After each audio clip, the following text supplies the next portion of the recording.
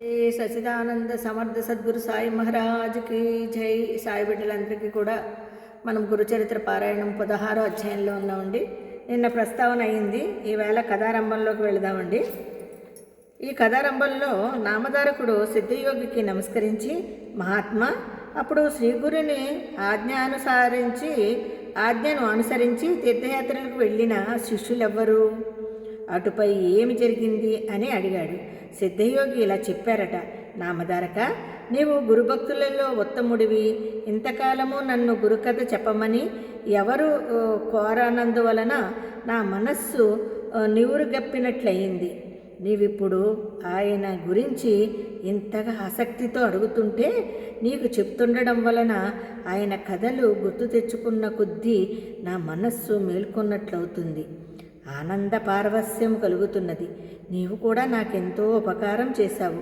నీవు వయసులో చిన్నవాడివైనా శ్రీగురుని అనుగ్రహము వలన లోకశ్రేష్ఠుడవుతావు.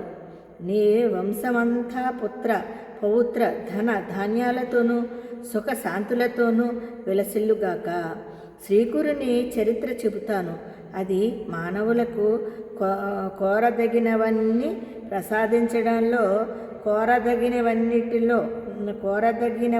ప్రసాదించడంలో కామధేనువు వంటిదని ప్రమాణము చేసి చెప్తున్నాను.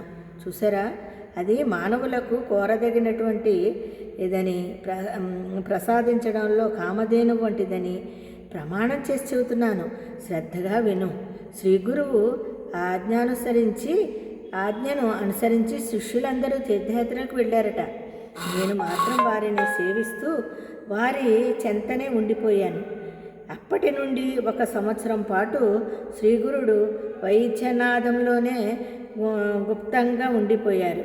ఒకనాడు ఒక బ్రాహ్మణుడు వచ్చి స్వామికి సాష్టాంగ నమస్కారం చేసి, స్వామి, నేను ఆత్మసిద్ధికై ఎంతో కాలం తపస్సు చేసిన కానీ నా మనస్సు ఏమాత్రము ప్రశాంతం అవ్వలేదు.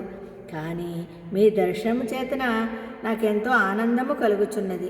నా మనస్సు స్థిరమవ్వకపోవడానికి కారణం ఏమిటి? మీరు లోకాన్ని తరింపచేయడానికి అవతరించిన దైవస్వరూపులు. నన్ను గ్రహించి నాకు తగిన ఉపదేశం చేయండి. మిమ్మలను శరణు వేడుతున్నాను అన్నాడట. శ్రీగురుడు నవ్వి, నాయనా, నీవు గురువును ఆశ్రయించకుండా తపస్సెలా చేశావు అని అడిగారటండి. అతడు కన్నీరు కారుస్తూ, స్వామి, మొదట నేను ఒక గురువును ఆశ్రయించి చాలా కాలం సేవించాను. కానీ ఆయన నా చేత అన్ని సేవలు చేయించుకుంటూ నన్నెప్పుడూ తిడుతుండేవారు. కానీ నాకేమీ నేర్పలేదు. ఎప్పటికప్పుడు నీకు ఇంకా బుద్ధి స్థిరం కాలేదు అని చెప్పి నాకు వేదము కానీ శాస్త్రం కానీ భాష్యం కానీ చెప్పలేదు. అందువలన ఒకసారి నేను ఆయన చెప్పిన సేవ చేయలేదు. అప్పుడు ఆయన నాపై ఎంతో కోపించి తీవ్రంగా నిందించాడటండి. వెంటనే నేను ఆయనను విడిచి వచ్చేశాను అని చెప్పాడండి. శ్రీగురుడు ముక్కు మీద వేలు వేసుకుని, అయ్యో బ్రాహ్మణుడా, ఎంత పని చేశావు? నువ్వు చేసిన పని ఆత్మహత్య అంటే మహాపాపం. నిజానికి నీవే నీలోని దుర్గుణాలను తెలుసుకోలేక గురువుని నిందిస్తున్నావు. నీకింకా మనస్సు నిశ్చలమే అవుతుంది. దొరికిన కామధేనువు వంటి గురువును విడిచి నీవెక్కడికి పరిగెడితే మాత్రం నీకు జ్ఞానం ఎలా లభిస్తుంది? గురుద్రోహికి ఇహంలోనూ పరంలోనూ సుఖముండదు. అతడికి జ్ఞానం ఎన్నటికీ కలుగదు. అజ్ఞానాంధకారంలో పడవలసిందే. గురువుని ఎలా సేవించాలో తెలిసిన వాడికే వేదాంగాలు తెలిసి సర్వజ్ఞుడవుతాడు. అష్టసిద్ధులు అతనికి ఆధీనమవుతాయి.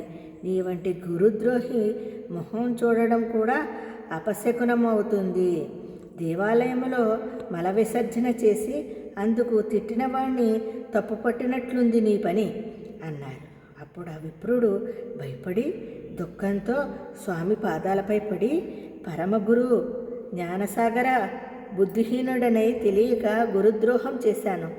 గురువుని ఎలా తెలుసుకోవాలో సేవించాలో తెలిపి నన్ను ఉద్ధరించండి అని దీనాదిదీనంగా ప్రాధేయపడ్డాడటండి.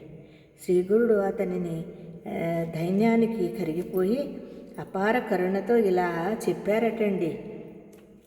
ఏం చెప్పారో మరి రేపొద్దున తెలుసుకుందామండి. అంతవరకు అందరికీ సాయిరామండి. జై గురుదత్త, శ్రీ గురుదత్త.